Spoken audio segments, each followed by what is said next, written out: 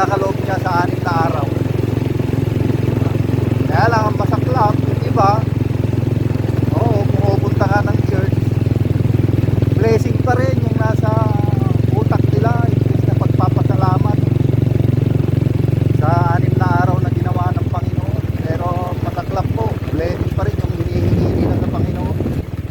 Hindi ba dapat pagpapasalamat sa 6 na araw na ginawa ng Panginoon ay puro blessing? Kaya ugalin po natin makapag-church sa araw ng linggo para na gano'n ay mapakain naman natin yung ating espiritu ng salita ng Panginoon. Busog na po yung katawang lupa natin, pero yung katawang espiritu natin gutom na gutom, payat na payat.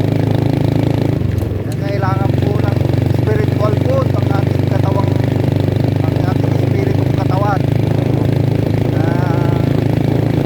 ibigay ng Panginoon. Kaya tara po, pa tayo kahit mga 2 oras lang.